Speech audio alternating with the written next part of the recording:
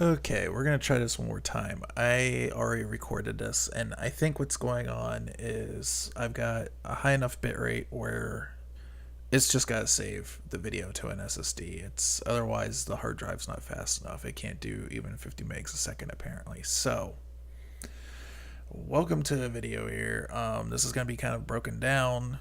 No audio cancellation, nothing fancy going on there. Probably the audio is going to be really bad for the next few days.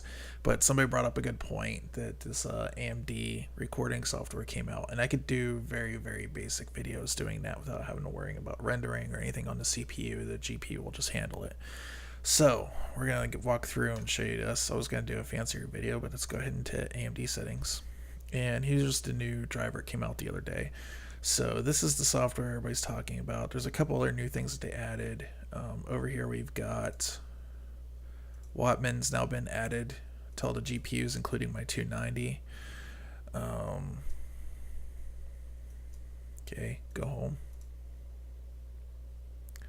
And let me move this.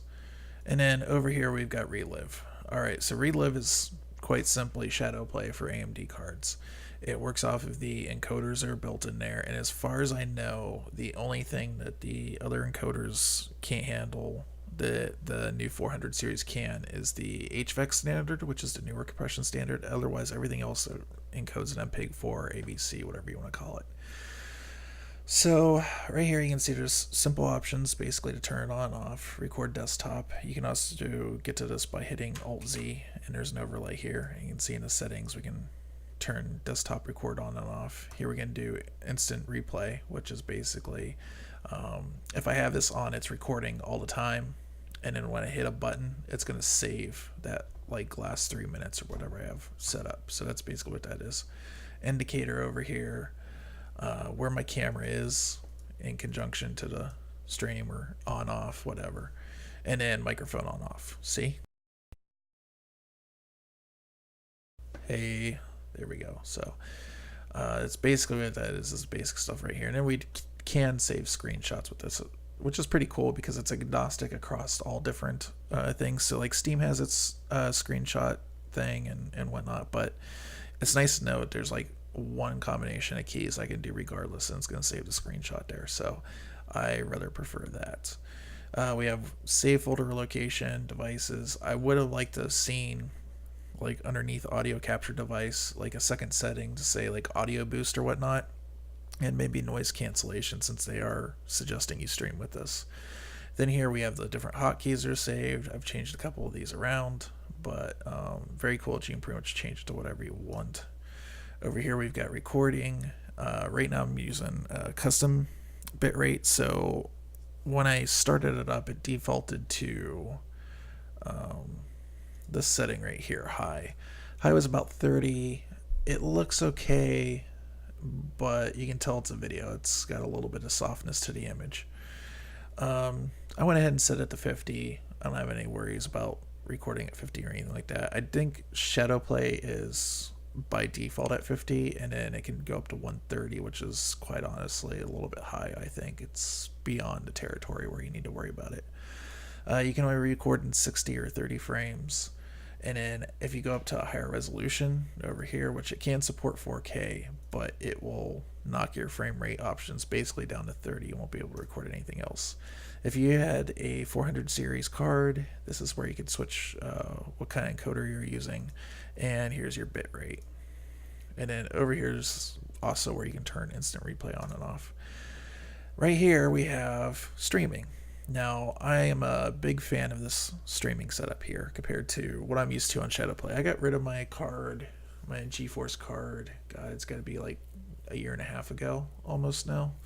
So I'm kind of a year and a half behind. I've messed with Shadowplay a little bit here and there, but last time I messed with it, there wasn't a couple of cool options in here. So streaming, you can go out to 1 meg all the way up to 10, different resolutions. It'll go up to 1440, which is cool because YouTube will do 1440 if you can. I would say at 1440 though, at 10 megs, I'd probably only do 30 frames because it's going to look like a mess unless you go up higher than that, and you can't here. You can set your bit rate. Once again, frame rate.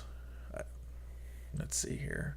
Here's the cool one. So Twitch, you just basically toggle it, you sign in, and it's going to give you that. And then you can actually select which ingest server. So the way I understand it, Shadowplay handles this is it's going to a server over at GeForce or NVIDIA, and then they're using, it's like basically their own RMTP for people using Shadowplay, and then that's streaming out to Twitch, where this is directly streaming to the Twitch servers. There's no middleman in the or anything like that.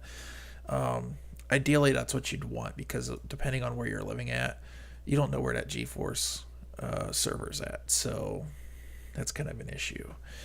The other cool thing here is custom stream. So you can hit this and actually enter in a custom URL for your RTMP and then streamed key. So if you got like another service, or you're using a service like what is it, like Restream, to stream to multiple services at once, you can do that with the software. That's very, very cool that they actually included that.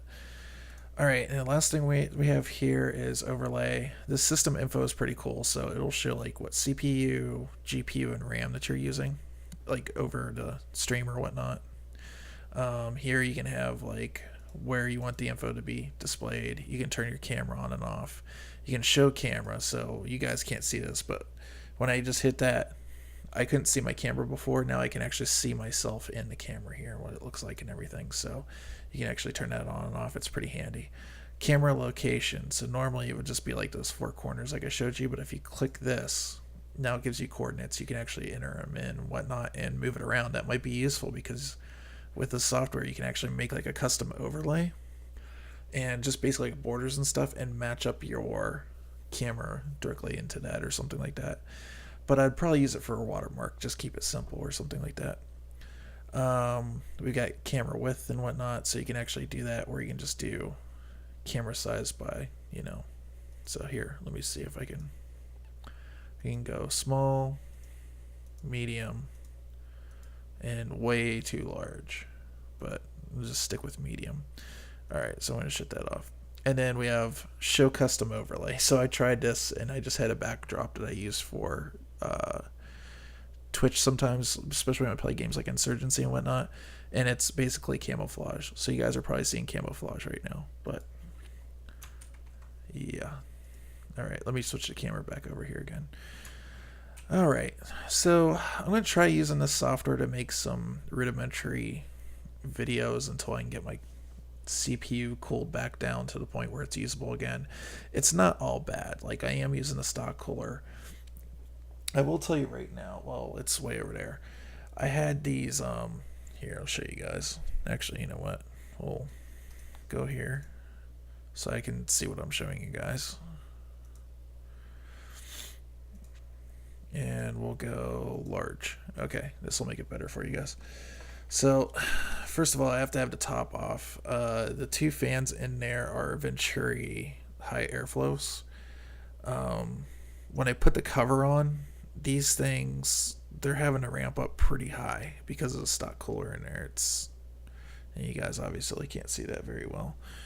Oh, do I have a light somewhere here?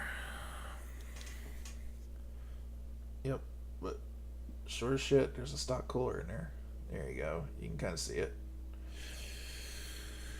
So I stuck the cover on, thinking it's not going to be that big a deal. I forgot that my case has a problem where the fans, if they're mounted like that, the air filter will rub up against the hub of the fan and make a loud noise. And I took that off, and I was thinking I was just going to rip the filter off until I got a new radiator in there. Went to go put it back on, and for some reason, like, the air being sucked through these fans, through those like little holes in the top, is super, super noisy. I'm talking about like server grade noisy. And it's, I mean, to be fair, the fans are ramping up to like full speed when the thing's getting warm, in an attempt to try to cool it down. But yeah, it's just, I'm gonna have to have it like with the top off like this for a few days and just running like this to keep it, cool. But to be fair, like when I play games, for the most part, that's not using a lot of an i7, so it's fine there and stuff. So I'm not like in terrible shape. I'm okay. I'm just a little bit peeved that today I wanted to get up and like make some videos for you guys, and I was like, halfway through what I wanted to do today, and then all of a sudden I left the room for a little bit, and I come back in, and there's this like loud like, and I'm like, what the fuck is going on? So I'm thinking, like immediately it's already popped in my mind. So I start messing with all the fans, and I've got a fan controller on here because it's a ROG board. And I start messing with all the fans, and the fan, completely turning all the fans off, not making any noise. Can't be anything else, right? Turning the fans off on the GPU. It's not that. So make sure I cover my bases, went ahead and messed around with the water cooler a little bit. Went and set it up so I could ramp the speed up and down. Most of the time it's just running full bore because it's just a regular DC hookup. That's pretty much the way it's meant to run. And yep, sure enough, messed with the speed and it's like, But anyways, it is what it is. So hopefully we'll get an actual real cooler of some type in there. I've got at least a tower cooler floating around that I can throw in there, like an air. It's a old Sigmatech Gaia, but it should be enough for at least stock speeds of an i7. And then hopefully Deep Cool will be nice and send me a RMA or replacement. So because I need to have with this case right now, I have to have a liquid cooler in there. It's otherwise it runs too damn hot. And the other solution would be is I'd have to go back to like at least a micro ATX or something like that, which is kind of suck. But that's the situation as of today. I'm going to make one more video after this and kind of talk about my experience at Darksiders last night, because I did have an experience with that. That was kind of interesting. But I'll see you guys in the next video. All right, later.